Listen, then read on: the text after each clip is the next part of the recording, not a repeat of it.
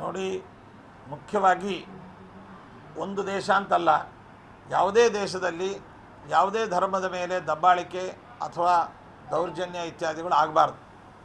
ಅದರಲ್ಲೂ ನಮ್ಮ ದೇಶ ಡೆಮ್ಯಾಕ್ರೆಟಿಕ್ ಕಂಟ್ರಿ, ಅವರವರ ಧರ್ಮವನ್ನು ಅವರವರು ಆಚರಿಸಲಿಕ್ಕೆ ಸಂವಿಧಾನದತ್ತವಾದಂಥ ಅವಕಾಶ ಇದೆ. ಇದು ಹಿಂದೂ ದೇಶ, ಹಿಂದೂಗಳು ಬಹುಸಂಖ್ಯೆಯಲ್ಲಿ ಇಲ್ಲಿದ್ದಾರೆ. ಆದ್ದರಿಂದ ಅವರು ಅವರ ಧರ್ಮವನ್ನು ಆಚರಿಸಿಕೊಂಡಿದ್ದಾರೆ.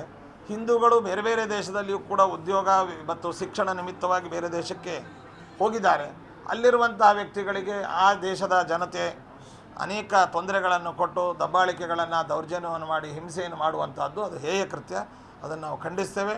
ಈಗಾಗಲೇ ಈ ಬಗ್ಗೆ ಕೇಂದ್ರ ಸರ್ಕಾರ ಬಹಳ ನಿಗಾವನ್ನು ವಹಿಸಿದೆ ಮತ್ತು ನಮ್ಮ ವಿಶ್ವ ಏನು ಸಂಸ್ಥೆ ಇದೆ ಅದು ಕೂಡ ಇದಕ್ಕೆ ಗಮನವನ್ನು ಹರಿಸಿ ಶಾಂತಿಯುತವಾಗಿ ಎಲ್ಲ ದೇಶಗಳಲ್ಲಿ ವ್ಯವಹಾರಗಳು ನಡೆಯುವಂತೆ, ಅವರವರ ಧರ್ಮವನ್ನು ಆಚರಿಸಿಕೊಂಡು ಹೋಗುವಂತೆ ಎಲ್ಲರೂ ಕೂಡ ಸಹಕರಿಸಬೇಕು ಅಂತ ಈ ಮೂಲಕ ನಾವು ಕೋರ್ತಾ ಇದ್ದೇವೆ.